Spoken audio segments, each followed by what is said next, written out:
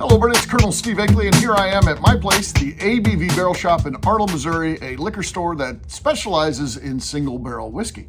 Love for you to come by and see what we've got going on, and that would be great. And you never know who's going to be in here, because what we're talking about today is someone who just popped in here one day, and that is Brewzle. And I've got another video that talks about that, so you might want to get caught up if you're just tuning in and this is the first video you're watching. I think you should watch the video where Brewzle came into my store. Then you should watch my response to that, which I recorded, a week after he was here.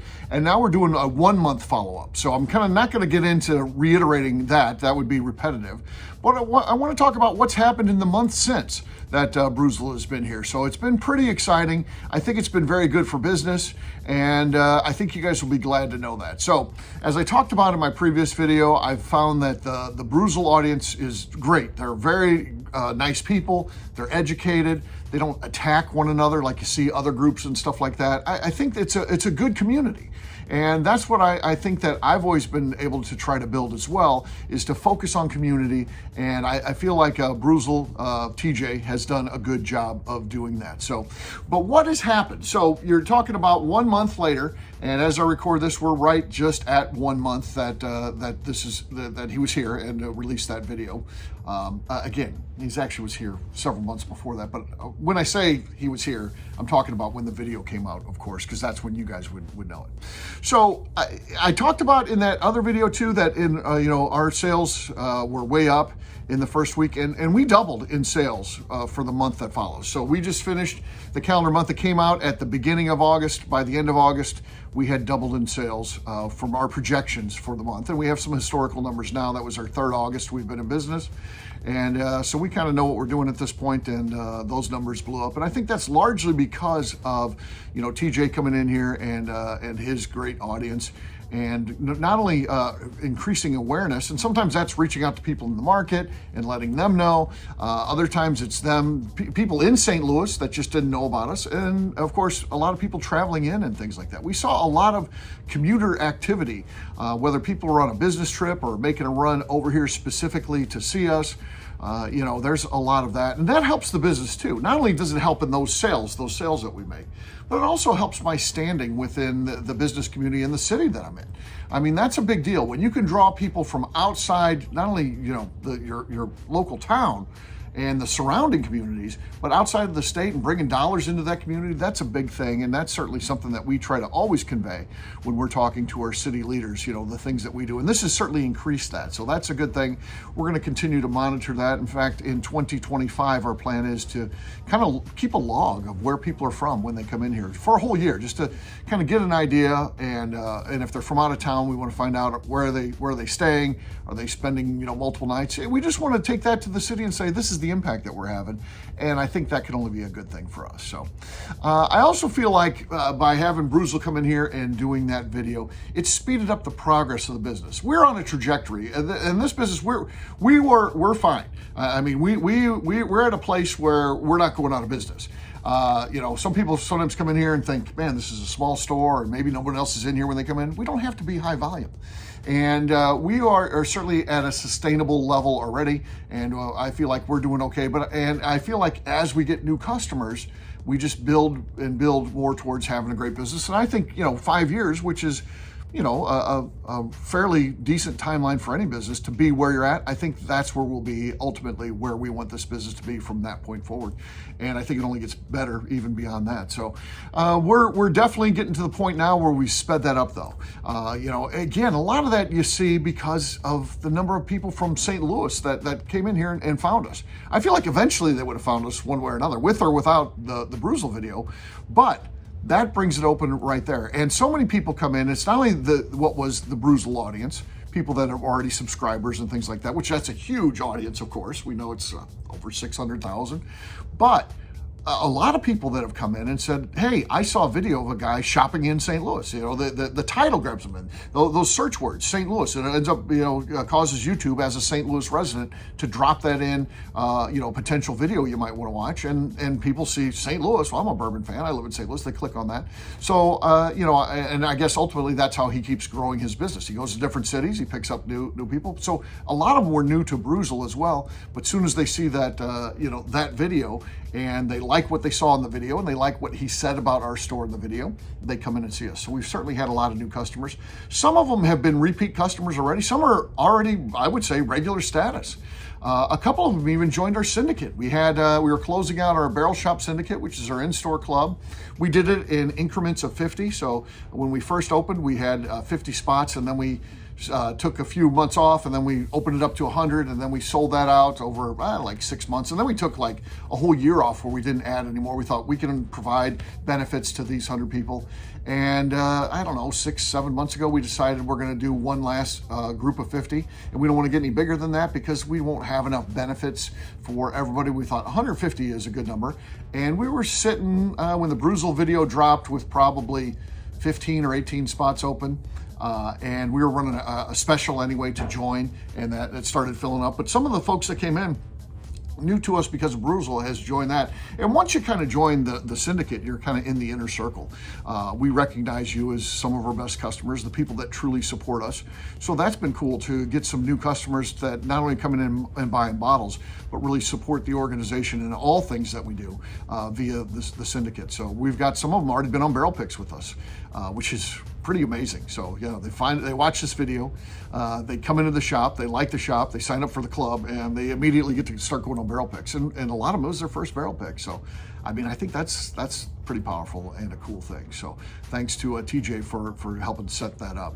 The immediate impact, what you're watching here, YouTube, my YouTube channel, which again I've struggled with.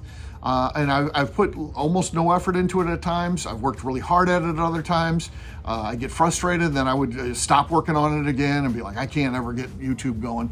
And I had been working on it for quite a while, and things were going okay. Again, I had finally broken through to 1,000 where you could get monetized. And not that, I'm making any sort of money off that.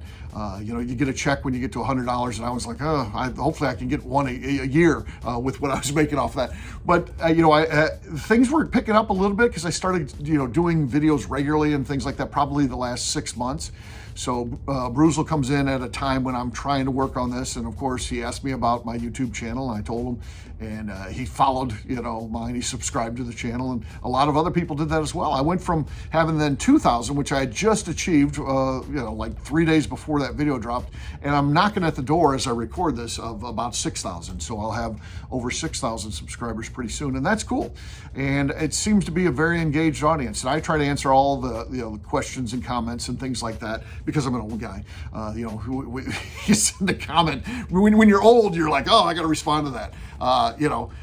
That's only going to get worse for me too, I'm sure. So I see, like, if you text with my mom, if you were in a text chain with my mom, you'll never get the last word in. Even if you're like, hey, come over and she's like, come over and pick me up at 5. I'm like, yeah, great, sounds good, I'll be there. And then she'll respond back, yeah, that's great. And I'll be like, okay, see you then. And then she'll be like, yeah, thank you.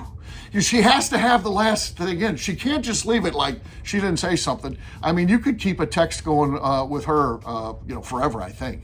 You finally just give up. I try to get creative. Sometimes I'm just playing the game, trying to come up with some sort of thing just to keep it going. But yeah. So that's kind of what's going on there. I also got to see Brewzle. I went to the Kentucky Bourbon Festival and talked to him there. Actually sat down with him and spent some time, talking a little business with him and some potential collaborations and things like that. Bringing him on my show, the Bourbon Show. I'll probably do that at some point. Need to work on scheduling that. Haven't followed up on that, but I will, and we'll get that set and get him part of that. And he invited me to come down and be part of his festival. I know he's got a festival that's going as this video drops. I think it's scheduled to be the day it starts.